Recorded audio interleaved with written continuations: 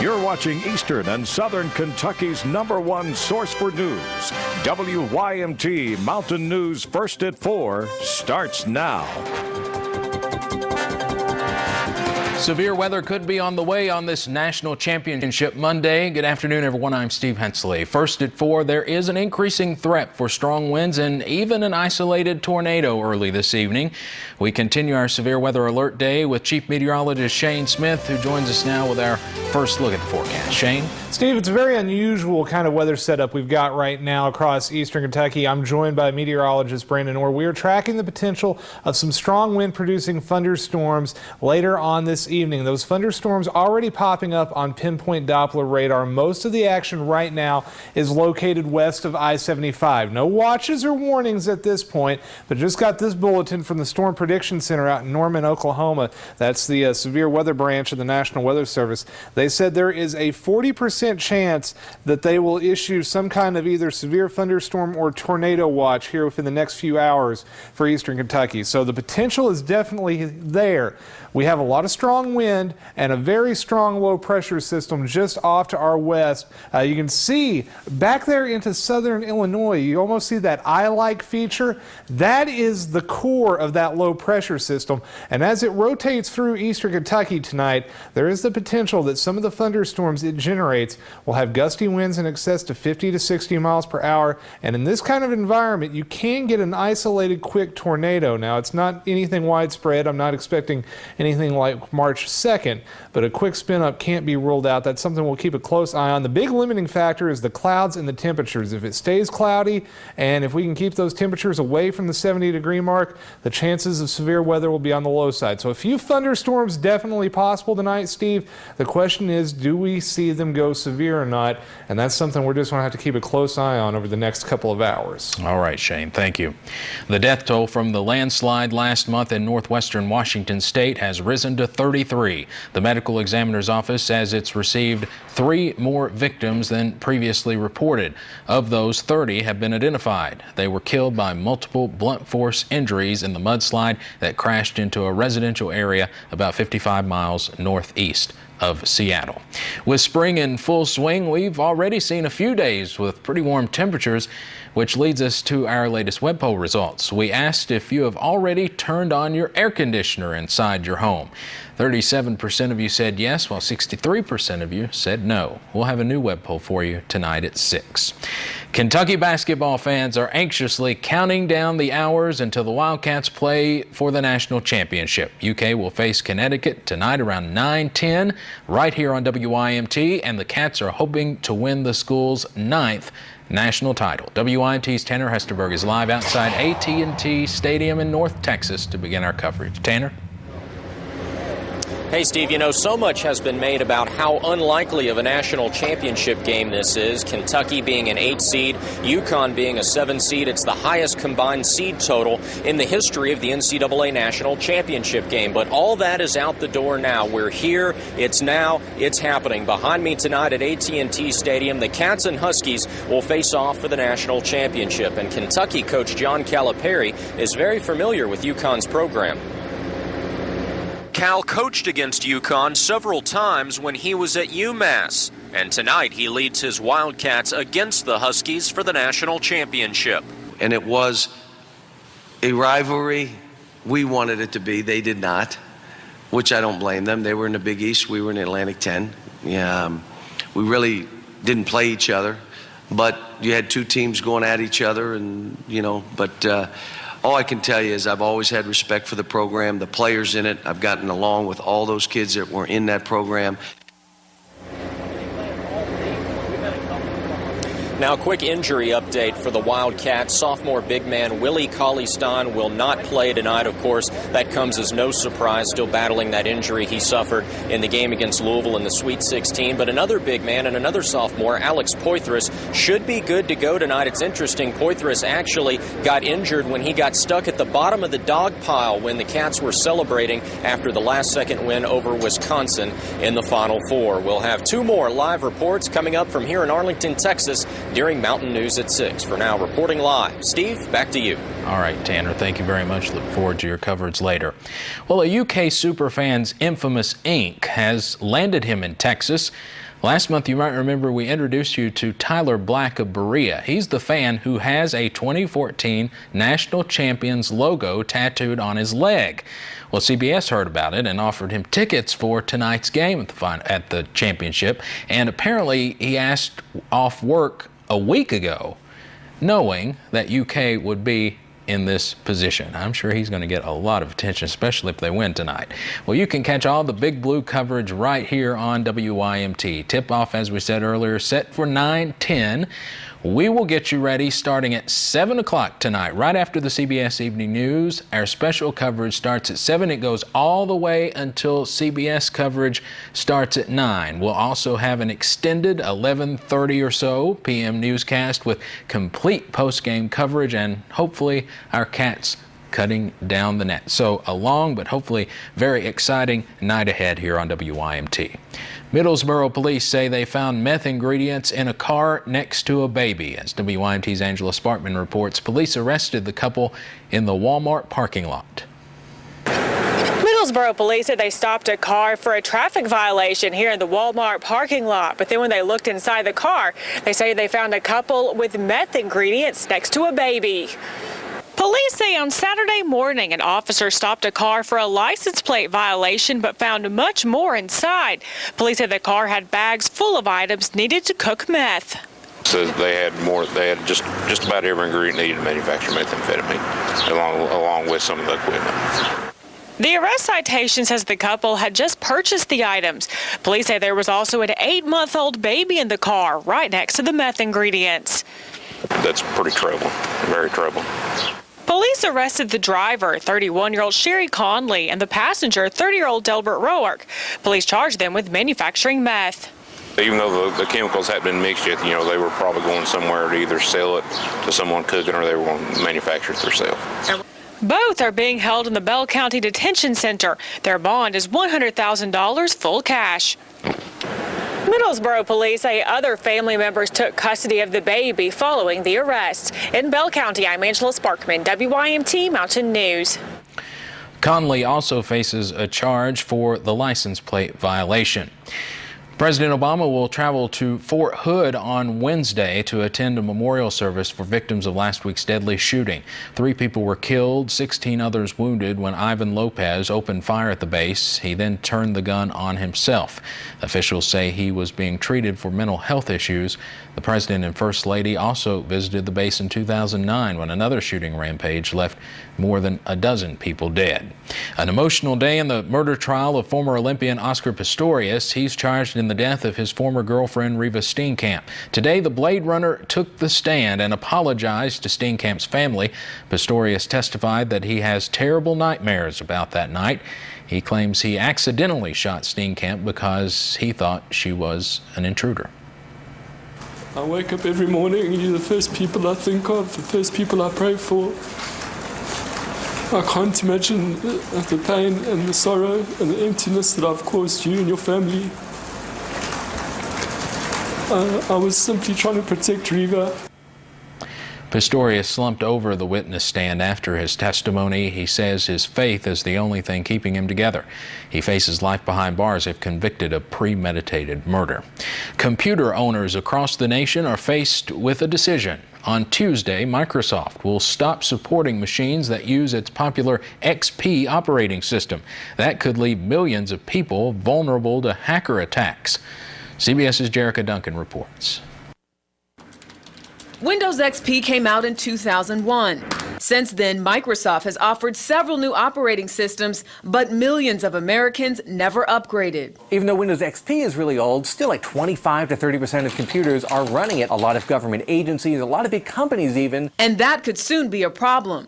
Starting April 8th, Microsoft is no longer supporting or offering security updates for the XP system. There really is an XP perfect storm. Imagine a wall of defense around your computer. Before, when hackers found a weakness in XP, Microsoft would send out an update to seal those security holes. But those defense measures are going away and could give hackers a way in to grab personal information. Their passwords, their social security numbers, their credit card information. It's not just computers. Most ATMs use the XP operating system, but several banks say they have a plan in place to keep personal information protected. Bank of America and Chase say its ATMs will continue to receive Microsoft support even after the April 8th cutoff. And Wells Fargo tells CBS News it is also working with Microsoft to upgrade its ATMs. As for home computers, CNET's Dan Ackerman has some advice. If you're still running Windows XP, I would seriously start to think about maybe getting a new computer. He says people who continue to use XP are putting themselves at risk.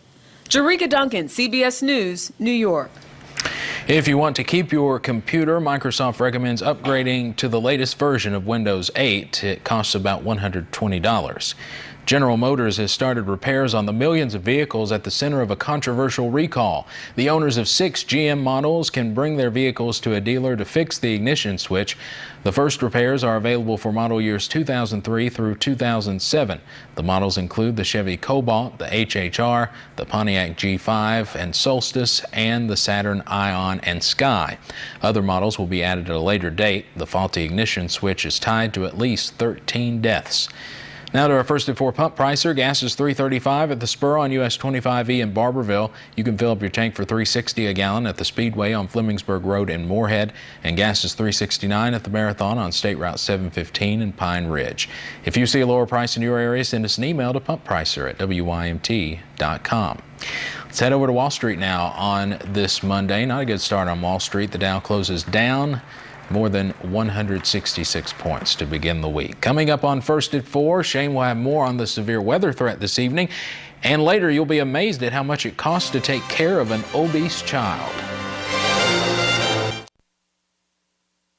And now, Sky Alert weather featuring Pinpoint Doppler, Eastern and Southern Kentucky's most dependable forecast. Sponsored by Community Trust Bank, building communities built on trust. It is a severe weather alert day, but honestly, we are all hoping it does not materialize. And Steve, right now at this point, it's a coin flip as to whether or not these thunderstorms go severe or not. The ingredients are potentially there. The only thing we've missed today is the sunshine and the heat. Now, it's warmed up enough that we may have some stronger storms, but I think widespread severe weather, the chances are slim. But any thunderstorms that do go up this evening have the potential of producing wind gusts 50 to 60 miles per hour, and there's enough shear in the atmosphere right now that we at least have to worry about the threat of an isolated quick spin-up tornado. I don't think it's a major outbreak, but it's something we are definitely going to monitor as we go throughout the evening. Live pinpoint Doppler radar showing a few showers into portions of central and western Kentucky right now. Not a lot of rain in eastern Kentucky, just a little bit showing up there north of Salyersville, back up into portions of Morgan County, just to the east of West Liberty, heading over towards Elliott County.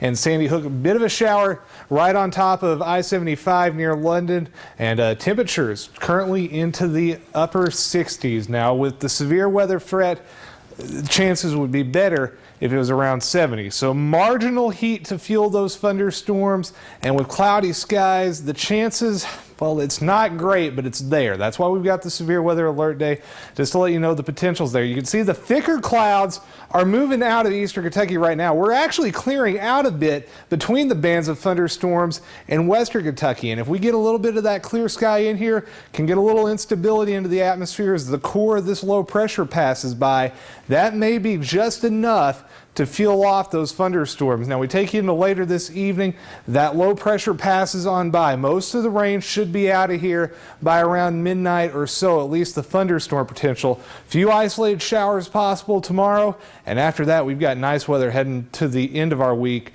thanks to high pressure, and in fact some warmer weather heading our way too. In fact, end of the week temperatures 70s for highs. But let's take it hour by hour. You can see most of the rain out of here by 9, 10 o'clock tonight, so it shouldn't affect any of your plans to watch the big game this evening. Tomorrow morning we wake up into the 30s.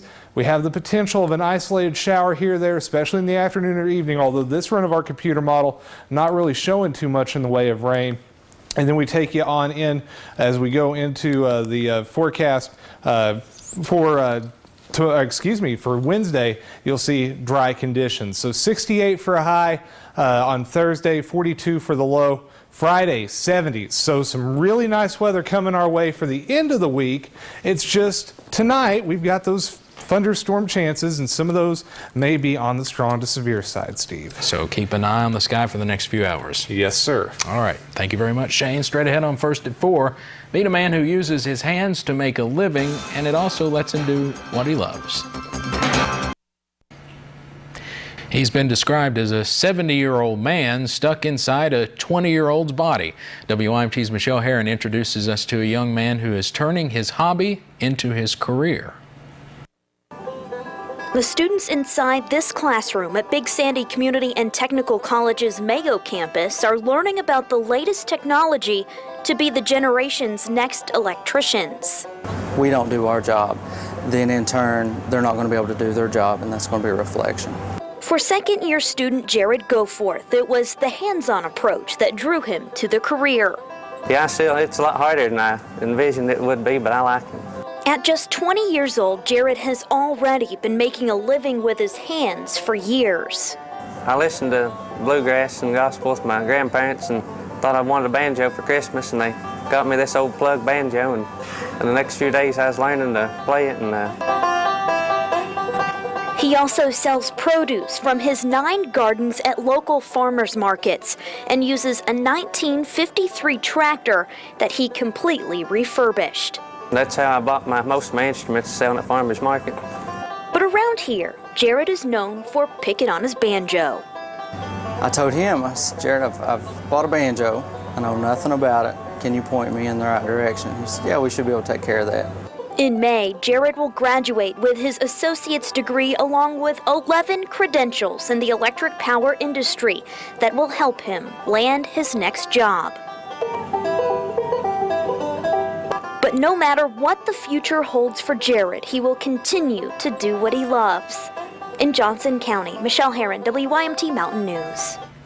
Jared performs with his band called Black Powder Express at festivals throughout the summer. For more information about the Electrical Technology Program at BSCTC, just visit our website. Here's a look at what we're working on for Mountain News at 6. We'll, of course, have much more Big Blue coverage from Texas and here at home. A teenager who fought a very public battle with cancer in Pike County has died. We'll remember Casey Maynard. Plus, a Rowan County high school student is recovering after being hit by a car on her way to school. We hope you'll join us again for Mountain News at 6. The price of childhood obesity is about $19,000 a child. That's according to Duke researchers who compared lifetime medical costs of overweight children to normal weight children. About 1 in 5 children in the U.S. is obese and at risk of developing heart disease, type 2 diabetes, and certain cancers. A new study finds women who frequently consume fat-free or low-fat milk or cheese may delay the progression of osteoarthritis of the knee. Researchers from Brigham and Women's Hospital in Boston studied more than 2,000 people with the degenerative joint disease. They did not find milk had the same effect on men in the study. I'm Stacey Johnson. It can happen to anyone. Your hours get cut, your income plummets. What do? You take steps to stay afloat. And they're just ahead on Money Talks News. Some people may be seeing a rebound in their personal economy, but others are still facing downsizing and work hour reductions. Money expert Stacey Johnson has some tips on tightening your belt. Hello, Consolidated Credit. Brian speaking. I was having trouble sleeping when I lost the hours and just, had to get a credit card, and I didn't want to use it. If you've never been in Brian Watson's position, you know someone who has. A sudden loss of income left him fighting for financial survival. It's times like this when you have to tighten that belt and do it fast. But you can make it work if you take it step by step. Step 1, assess your situation. Take stock of your income, your bills, and your savings. If you see you're not going to make it, turn to a nonprofit credit counseling agency for some free help. Step 2, see where your money's going now, then look for ways to save. For example, food. Take a bite out of bills by cooking at home, bringing lunch to work, and doing potlucks with friends instead of restaurants. Next, transportation. Carpool, walk or ride your bike more. Do whatever you can to use that car less. I started combining trips, which allowed me to decrease the amount of gas that I used in a month. Next, those monthly expenses, your utilities, your cell phone, your cable. These little things add up. Cut them where you can. Oh, hi, Mr. Wilson. For Brian, little changes worked. He's now back on his feet. I've been able to avoid using the credit card and racking up any debt, so that's a pretty good feeling. Bottom line, bad things happen to good people. That's why you should always have two things, an emergency fund and a firm grip on your finances. Want more ideas? Go to MoneyTalksNews.com and just do a search for ways to save. For Money Talks News, I'm Stacey Johnson. Let's take a look at what to expect with tonight's potential for severe weather. From now until 6 o'clock, a few isolated storms, mainly west of I-75. The best chance of severe weather in eastern Kentucky from 6 to 9 o'clock, and after that, the storms move out, but it'll still be cloudy and a little bit windy.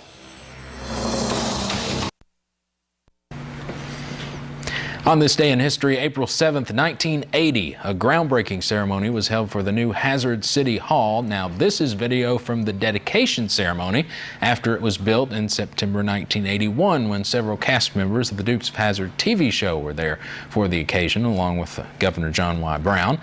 That was held during the Black Gold Festival. Bill Gorman was in his first term as mayor at the time of the groundbreaking ceremony, and he served and had an office in that building until he died in 2010.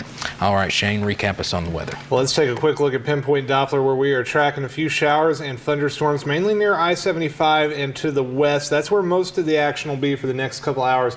We're just going to have to wait and see if any of those thunderstorms turn severe or not. Right now, they're not looking too impressive, and I hope they stay that way. I do not want any severe weather interfering with that big game tonight. The good news is most of the action should be out of here by 9 o'clock, and then after that, we've got a couple of days of cooler weather heading our way. All right, of course, tune in at 6. We'll have a better idea how strong these storms are going to be, probably. All right, Shane, thank you. Thank you for joining us for Mountain News First at 4. We'll see you back here at 6. Have a great afternoon.